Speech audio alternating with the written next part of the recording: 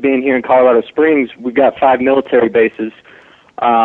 It's commonplace to see people in uniform walking around. Like, you go to the DMV, half the people there are literally in uniform. It's just a military town. So I've been exposed a lot to people coming back from combat. And one thing I always wondered, I was like, why is it that the wars of the past quarter century have been, are our troops just, weaker mentally, or is there something else going on that's causing them to come back and kill themselves? Is there something else going on? And the best I can figure, and from what I've heard, is the fact is the wars, Vietnam, war in Iraq, war in Afghanistan, all these wars were unjust and preemptive. And not only that, we used horrific weaponry on these people. In Vietnam, Monsanto Corporation, before they made our food, they made Agent Orange, and that led to some horrific lifelong injuries to people and birth defects. And then in Iraq, we used depleted uranium in artillery shells in Fallujah, causing babies to be born with, just a torso and a single eye and like 4 legs and stuff. Horrible things. It got so bad in Fallujah that men wouldn't even touch their women anymore, because they were so worried about having a baby that would come out like these babies were coming out.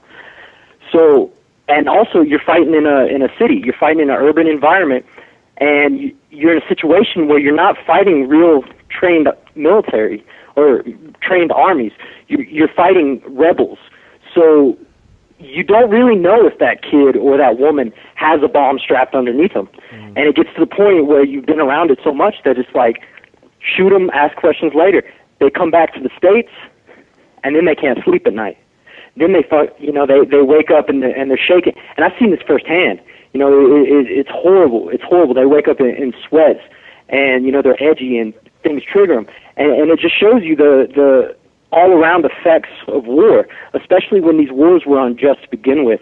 We have no reason why we should have been fighting for the past, quarter of a century. There is no reason. No reason at all. Hey, meanwhile, the commander-in-chief and the guys that are sending off our brothers and sisters to fight, they sleep like a baby. Well, they sleep Romney, like a baby. Oh, yeah, they sleep like a baby. Hell, Romney, speaking of Vietnam, Romney, when Vietnam was going on, his dad was the governor of Michigan. There's pictures and news articles of Romney picketing the picketers, at a student sit-in where they were saying no to Vietnam.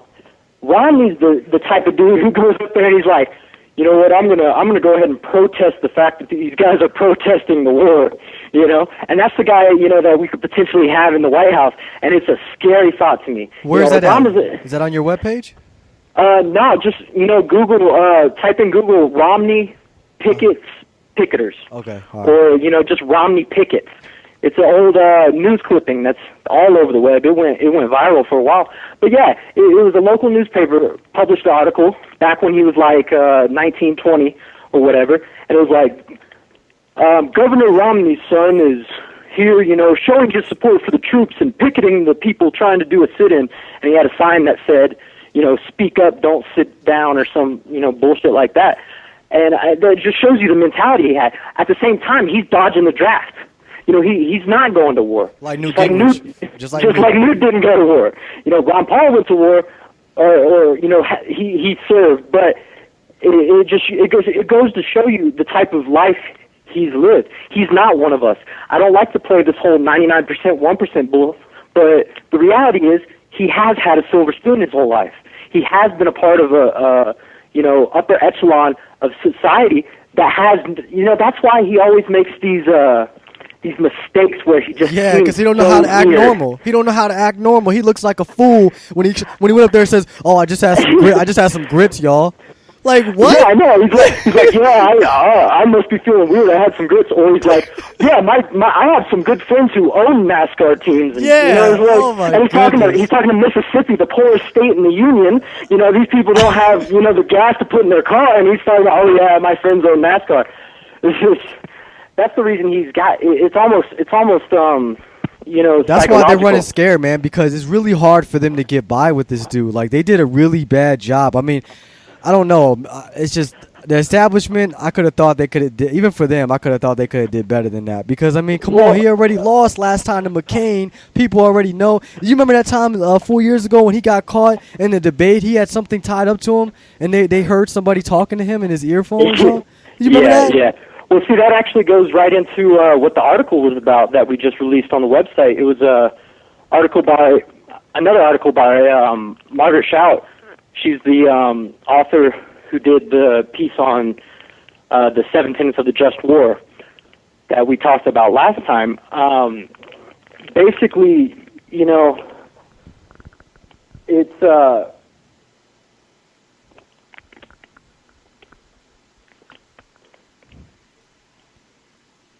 Hold on one second. I got a kid running around here. He's trying to get into the power tools. No, but with Romney, he's under investigation again. And when you say, I don't see how the establishment, what are they thinking here? I honestly believe that they want him to lose.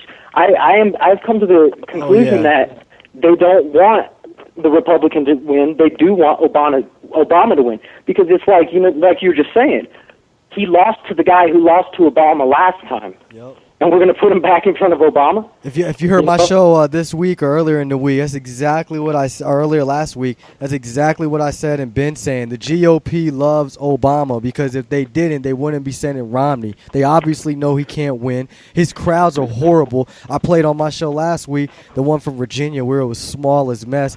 I mean, it's a joke. It's a joke to anybody taking this seriously. But look, exactly. we got a few more minutes, and I want you to get out what you can about your piece and where people can get in contact with you. I know I'm going to have you on the show again, but everybody listening now. Well, sum it up, basically, Romney and his son, Tag Romney, which is this funny name in and of itself, Tag. I don't know who names the kid Tag, but anyways, they were family friends with this group, this family, a few of them that are actually, it's not just indictments, it's not just speculation here. They've been charged already. But basically, the story is Romney and his son knowingly gave the seed money that led to a Ponzi scheme, knowing it was going to be a Ponzi scheme. Basically threw up money, because you know how a Ponzi scheme works, convincing people that they're getting money back off of investments, like you're actually investing it. So you got to have that starting seed money so that you can pay dividends back, And that's where Romney and his son came in. And they've been trying to bury this for a while, but they predicted that it's going to come out right before the election, which just goes right back in my right to give it to Obama. Statement earlier. They're giving it back to Obama. Of course. That's what this whole thing is set up for, to give it back to Obama, and we need to let the rest of the Republicans who are listening to the media, let them know what's going on and wake up. Hey, but they didn't take into account the Ron Paul supporters out there. They didn't take into account all the people who aren't sitting there, just complacent and going to allow their liberties to be taken away. So that's where they messed up right there. Exactly. So we're headed to the end of the show. I know any minute's music should be popping in. But, you guys check out Aaron Mathis at libertarianreview.us. I got that right, correct? Correct. Yep, libertarianreview.us. So, man, I want to thank you for coming on the show. Next hour, we're going to have Mark Russell, who actually did the Nevada stream at the convention. So we're going to talk about the convention. So hopefully, if you don't mind, Aaron, let your people know about that. While you and me were talking, somebody chatted with me on Ron Paul Radio, said that they like hearing from you. Like, I guess one of your fans or somebody up here. So, I don't know. I got a lot of fans, man. I got a lot of fans. It's like Ron Paul over here. Yo, you see Ron Paul get these rock star just... Man, Ron must be feeling high every time he come out and speak, man. I know, right? You see that smile on his face. Right? All right, man, I'll be on the show another time. All right, man, no doubt. Appreciate it. All right. All right, Joe, so I want to thank you for listening. Don't forget, we got Mark Russell coming up next hour. Going to give him a call, see if maybe we can get some tips. What went down? What happened yesterday? In case you missed it. All right, I'm Pac with your host. You're listening to Occupy the Media. We'll be back in the next hour.